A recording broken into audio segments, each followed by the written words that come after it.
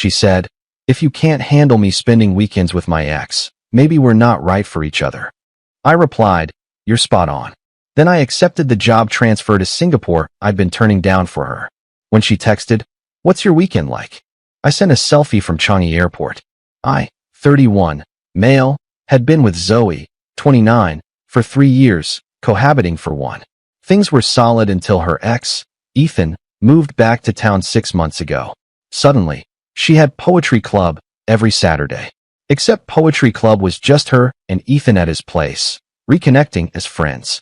When I voiced my unease, she hit me with, he's just a friend now. We dated for, 2 months 5 years ago. You're being paranoid. Fine. I tried to be the supportive boyfriend. Then poetry club turned into Saturday and Sunday coffee dates. Then Friday game nights got added because Ethan was struggling with his mom's illness. The breaking point came 3 weeks ago. I'd been offered a huge promotion to lead our Singapore office, $140,000 salary, full relocation, a 2-bedroom apartment covered for a year. Dream gig. But I declined it twice because Zoe couldn't bear leaving her family. That Saturday, she was prepping for poetry club again. Hairstyled, new skirt, perfume she never wore for our dinners out. Sure you don't want to skip today? We could try that new ramen spot. She sighed. God, Alex, we've been over this. Ethan's just a friend. If you can't trust me spending weekends with my ex, maybe we're not right for each other. I stared at her for a moment. You're spot on. Her face cycled through a dozen emotions. Alex, I didn't mean, no, you're right. This isn't working. I went to our bedroom, emailed my boss. I'll take the Singapore role. Can start in 2 weeks. Zoe followed. What are you doing? I'm just frustrated. I'm accepting a job offer. You should probably crash at your parents' tonight. Or Ethan's. Up to you. Are you seriously dumping me over this? You just said we shouldn't be together. I'm agreeing. She started crying. Not sad tears, furious ones. You're being absurd. It's just friendship. Cool. Be friends. I'll be in Singapore. She grabbed her bag and stormed out. You'll regret this. 20 minutes later, my phone lit up. Babe, let's talk. You can't end 3 years like this. I'll stop seeing Ethan if it bothers you. Alex, this is childish. I didn't reply. I started packing. Update 1. The past week was eye-opening. After our split, Zoe went straight to Ethan's. I know because she posted a story from his couch, holding a coffee mug, captioned, "When life throws curveballs at 2 a.m. Her friend Tara texted me. Did you two really break up? Me? Asked Zoe. She suggested it. She says you're moving to Singapore? Yep. But she told everyone you'd never leave because you're too tied to your sister. My sister lives in California. I see her once a year. Meanwhile, I was busy, gave my 2 weeks notice, shipped stuff to Singapore, found someone to take over my lease. The company handled everything. Movers, flights, temporary housing. Zoe tried to swing by the apartment while I was packing. I'd already changed the locks. She wasn't on the lease. Just stayed over so often she practically lived there. Alex, I know you're in there. We need to talk. I texted, your stuff's boxed by the door. Take it. I'm not taking it because I'm not leaving. This is crazy. Lease is in my name. You never officially moved in, remember? You kept your parents' address for mail. That was her tax-dodging trick, claiming she lived at home to skip city taxes. Backfired perfectly. She left, but not before telling our friends I was having a midlife crisis and ditching everything for a fancy job. Then Ethan's truth spilled. My friend Liam works at the same fitness center as Ethan. Overheard him on the phone. Yeah, she's basically single now. Her boyfriend's freaking out. No, babe, I told you. Zoe and I are just friends. Yes, I'm still coming to your cousin's party. Turns out Ethan has a girlfriend, Sophia, who lives 2 hours away and visits every other weekend, when Zoe had family commitments. Liam sent me screenshots from Ethan's gym group chat, 2 months old. Guys, this girl I'm seeing is wild. Her boyfriend thinks we're doing poetry club. I forwarded them to Zoe with one word. Curious. She called 15 times. I was busy booking my flight. Update 2. My flight was Saturday, 4 p.m., the same day Zoe had poetry club for 3 months straight. That morning, she showed up with her mom, Karen, and her brother, Luke, in full intervention mode. Alex, honey, Karen began. Zoe told us about your mental health spiral. What spiral? Uprooting your life to move across the globe. It's a cry for help. It's a 70% raise and a director role. Luke jumped in. What about Zoe? You can't just abandon her. She ended it. I'm honoring her choice. She didn't mean it literally, Zoe snapped. Then don't make ultimatums you don't mean. Karen tried another tack. What about the apartment? Zoe's been living here. No, she's been staying over. Her mail goes to your house. She's not on any bills. Legally, she's a guest. You're really abandoning her over one friendship? Luke asked. I showed them Ethan's gym chat screenshots. Silence. Karen paled. Is this real? Zoe flushed. It's out of context. What context makes her boyfriend thinks we're doing poetry club okay? They left after Zoe called me manipulative for snooping on Ethan. I didn't snoop. Liam shared because he thought I deserved to know. At 1 p.m., I posted a photo on social media. New chapter starts now. Singapore bound. Comments flooded in. Wait, what? Dude, when did this happen? Is this why Zoe's been sobbing on her stories? At 3:30 p.m., while boarding, Zoe texted, What's your weekend like? Can we talk? I sent a selfie from the gate, Singapore flight board in the background. Her reply, This isn't funny, Alex. Not trying to be. Boarding in 10. You're really leaving? You really thought I'd stay after you chose your ex over us? I didn't choose him. Every weekend for 3 months says different. I'm coming to the airport. I'm through security. Bye, Zoe. I turned off my phone and enjoyed the flight. Update 3. Singapore's unreal. The company apartment is stunning. Glass walls, city skyline view, steps from the office. My new team's sharp, and I'm actually excited about work for the first time in ages. But the drama didn't stop.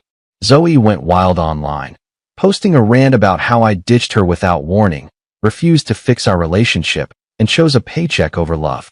The comments weren't kind. Didn't you dump him for Ethan? Girl, you were at Ethan's every weekend. Team Alex. She deleted it fast. Then the real bomb dropped.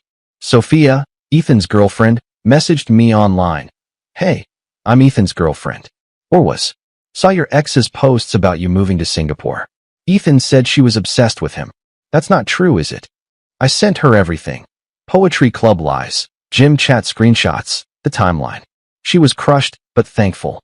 Then she sent me Ethan's text to her. Zoe's just lonely because her boyfriend's always working. She needs a friend. She's cute, but nothing like you, babe. Her boyfriend's a nobody, probably makes 50K in tech. I made 75K. Now I make 140K. Nice try, Ethan. Sophia dumped him publicly, posting the screenshots with hashtags like #cheater and #poetryclubfail. Ethan called me from 3 numbers. Bro, control your girl. She's ruining me. Not my girl, not my problem. This is between me and Zoe. You had no right to sleep with my girlfriend every weekend. We didn't. Don't care, Ethan. I'm in Singapore. Handle your mess. He blamed Zoe for seducing him. Zoe blamed Ethan for manipulating her. They're perfect for each other. Update 4. Zoe pulled a wild card. She flew to Singapore. Showed up at my office building. Security blocked her. Thank God for corporate gatekeepers. She waited outside for 4 hours until I left for lunch. Alex, we need to talk. How'd you find me? Tara follows your coworker online. Saw the building in his posts. Stalker-level dedication. Zoe, you can't be here. I flew 9,000 miles. You owe me coffee. Against my instincts, I agreed. 1 coffee, public spot. She looked rough. Hair messy. No makeup. Same hoodie from her stories all week. I messed up, she started. Which part? The ultimatum? The Ethan lies. All of it. I thought I could have both, that you'd always stay. Why would you think that? Because you always did. You never pushed back, never called me out. You thought I was a pushover. She cried. That's not. Alex, you told everyone you'd never leave because you're too close to your sister. You lied about Poetry Club for months. You slept with Ethan while I turned down my dream job for you. It was only twice. Oh, just twice? Totally fine then. It didn't mean anything. Neither did our relationship, apparently. She showed her phone. I've changed. Blocked Ethan. Started therapy. I'm fixing myself. Good for you. But I'm done. You've been here a month. You can't be over me. I was over you the second you said we shouldn't be together. Then she played her desperate card. I'm pregnant. I laughed. No, you're not. How do you? We haven't slept together in 2 months. You were always exhausted after Poetry Club. Unless it's Ethan's. Her face fell. I'm not pregnant. I just needed you to care. I cared for 3 years. You didn't notice until I stopped. She flew back that night, texting, I'll wait for you, however long it takes. I blocked her. Update 5. Zoe's waiting lasted 2 weeks. She's now dating her yoga instructor, Liam, posting about how the right person finds you when you're healing, and sometimes your soulmate's been at the studio all along. Tara spilled the tea. She's practically moved into his place after 3 weeks. Patterns repeat. Then Ethan hit me up on LinkedIn. Heard you're thriving in Singapore. Got a job offer there myself. Let's grab a drink, clear things up. This guy thought we'd be pals. No thanks. Good luck. Come on. Bro, let it go. You're the problem, Ethan. Zoe meant nothing to you. He took the job anyway, and guess what? His apartment's in my building, company housing deal. I ran into him in the lobby, second week, with a girl, not Sophia, who looked barely 20. Alex, bro, meet Lily. Lily, my friend Alex. We're not friends, Ethan. Lily looked puzzled. Ethan flushed. Don't be like that. We're neighbors. I'm moving soon. I wasn't, but he didn't need to know. Lily looked him up that night, found Sophia's tag posts, and dumped him in the building's group chat by mistake. Ethan, you're the poetry club cheater. Done. 200 residents saw it.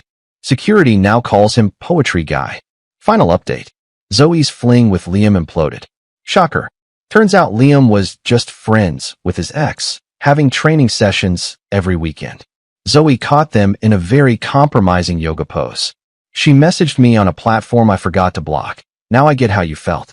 I'm sorry. I left her on read. The real karma came unexpectedly. Zoe's tax dodge, claiming she lived with her parents to avoid city taxes. Someone reported her. Possibly Sophia, who works in state revenue and doesn't take kindly to fraud. Zoe owed 3 years of back taxes, penalties, and interest, about $20,000. Her parents bailed her out, but made her move home for real. Ethan's still in Singapore, but his reputation followed. The poetry club story spread through our industry. It's a small world. He's had 0 dates from work events, still calls me bro in the elevator. I ignore him. Tara reached out last week. Zoe's sorry and working on herself. Wants to know if you're dating. Yep, seeing Claire. She's Australian, works in design, laughs at the poetry club story, and has no exes she meets weekly. My 6-month review came, another raise, permanent role. The company wants me long-term. I said yes instantly. Zoe's latest post was about growing through pain, and how sometimes people leave so you can find yourself. Comments disabled. To those saying I should have fought for the relationship. She told me we shouldn't be together if I couldn't handle her ex. I took her at her word. To those saying I was too harsh. I passed up a life-changing job twice for someone cheating while calling me paranoid. Not harsh enough. To those asking if I regret leaving. I'm earning nearly double, living in an incredible city, dating someone who values me, and Ethan sees me thriving daily in the building where everyone calls him Poetry Guy. My only regret? Not taking the job the first time. Oh, and Zoe, since I know you're lurking on fake accounts, Claire and I are planning a Bali getaway. No exes or poetry clubs involved. She's happy without them. Cheers from Singapore. Edit. Stop asking for Ethan's LinkedIn. Let's not go there. Edit 2. Yes, Sophia works in revenue. Yes, she reported Zoe. No, I didn't ask her to, but I'm not complaining. Edit 3. To those saying it's fake because Ethan's in my building, it's corporate housing. My company has a deal with the complex. 5 others from my industry live here. Singapore's big, but professional circles are tight.